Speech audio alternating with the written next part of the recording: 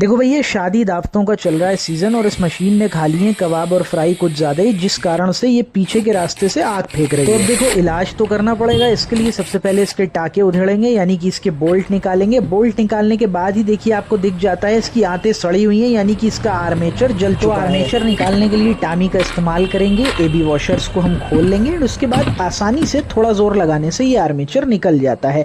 अब देखिए, आर्मेचर के ऊपर के जो पार्ट्स हैं वो एकदम बिल्कुल ठीक है, यानी कि इसकी ढिवरी और इसकी गरारी। अब इसको निकालने के लिए आपको बेंच वाइस का सहारा लेना पड़ेगा, क्योंकि ये बहुत टाइट होते हैं, हाथ से ऐसे खुलने वाले नहीं। देखो, किसी भी काम के लिए औजारों का होना बहुत जरूरी है। अगर प्रॉपर औजार होते हैं तो काम ठीक तरीके से हो जाता है। जिस तरह हमने देखिए कितनी आसानी से इसके ऊपर के बोल्ट और ढिवरी निकाल ली। अब हम इनके बेरिंग्स को निकालेंगे। 2 बेरिंग होते हैं आर्मेचर में और ये बेरिंग बिल्कुल ठीक है, इसलिए इन्हीं को निकाल के हम नए आर्मेचर में डाल देंगे।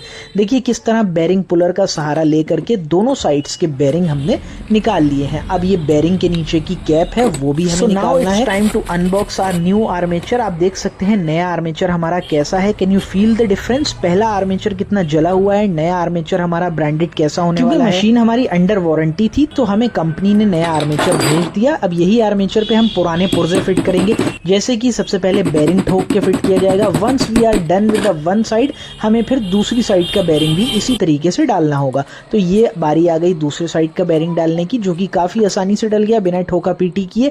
अब इसकी गरारी और इसके बाद इसके ऊपर का बोल्ट हम कस देंगे। Everything is almost ready. All we need is to assemble the parts, ताकि मशीन हमारी फिर से चलने लगे। तो देखो, आर्मेचर को हमने सही जगह पर फिट कर दिया है। अब बस इसके हेड को हम मशीन के ऊपर रख देंगे। ये मशीन के ऊपर हेड भी ठीक से फिट हो गया है। अब हमें स्क्रू टाइट करना है। स्क्रू टाइट करने के बाद मशीन को चला करके देखेंगे एंड आई होप सो कि मशीन अच्छे से काम करेगी। तो ये भी काम हो गया है। अब एक चीज रह गई है, वो है कार्बन ब्रश। दोनों साइड के कार्बन ब्रशेस हम इसमें लगाएंगे, जो कि लगाना काफी आसान है। जो लोग भी मशीन का इस्तेमाल करते हैं वो इन कार्बन ब्रशेस को लगाना बखूबी जानते हैं। तो हमने भी ये कार्बन ब्रशेस लगा लिए एंड ये हमारी मशीन चलने के लिए बिल्कुल तैयार है। तो आप भी इसी तरह देख करके घर बैठे अपने आप अपनी मशीन को रिपेयर कर सकते हैं।